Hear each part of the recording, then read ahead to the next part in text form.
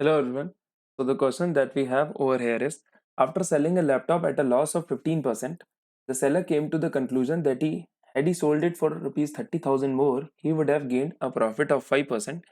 Then the actual initial loss was what percentage of the markup done by the seller if the discount offered is 20%, that results in no profit and no loss to the seller. तो आइए देखते हैं इस प्रकार के question को आप कैसे सॉल्व करेंगे।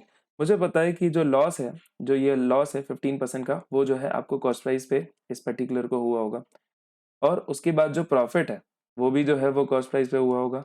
सो जब डिफरेंस आता है 30,000 का, जब 30,000 मोर में जब कोई चीज बेची जाती है, 30,000 में जब कोई चीज ज्यादा में बेची जाती है, तो वो उसका परसेंटेज डिफरेंस कितना क्रिएट करता है कॉस्ट प्राइस में। आप देखिए परसेंटेज डिफरेंस जो है वो -15 से सीधा +5 लेकर आता है। दैट मीन्स आपका कितना परसेंटेज डिफरेंस हो गया, this is nothing but 20% of the cost price. जबकि 30,000 will be 20% of the cost price, क्योंकि 30,000 जब आपकी सेलिंग प्राइस बची बढ़ी तो कितने का चेंज आया कॉस्ट प्राइस में, 20% का। यस, तो your cost price will be, आप सिंपली आप मल्टीप्लाई कर दीजिए 100 के, this is 21 this is 25 30,000 into 5, ये आपकी कॉस्ट प्राइस आ जाएगी विच इज 1,50,000। यस, मुझे कैलकुलेट करना है कि इनिशियल लॉस जो है वो कितना परसेंटेज है। तो सबसे पहले इनिशियल लॉस की बात कर लें।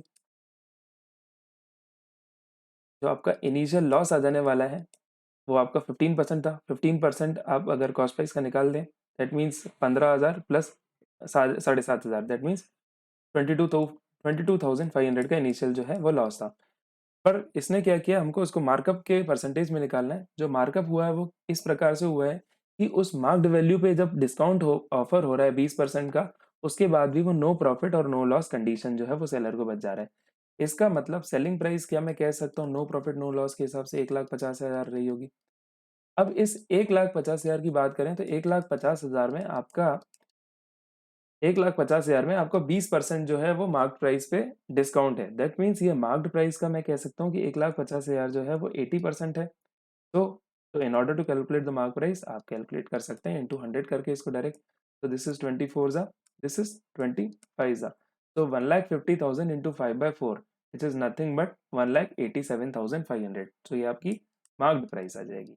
मार्क्ड प्राइस आपकी आ जाएगी 1,87,500। But what you are required to calculate is कि एक्चुअल इनिशियल लॉस जो है वो markup done by the seller, कितना उसने मार्कअप किया था। तो मार्कअप जो है is nothing but the difference of MP minus CP. MP minus CP के डिफरेंस को हम लोग कहते हैं markup. This is the markup.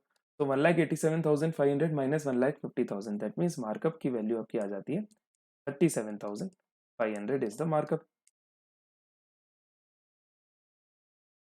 तो what you are just required to calculate is कि ये वाली वैल्यू जो है वो इस वैल्यू के कितना एज अ परसेंटेज वो कितनी है। सो लेट अस सी 22,500 जो है इज व्हाट परसेंटेज ऑफ 37,500।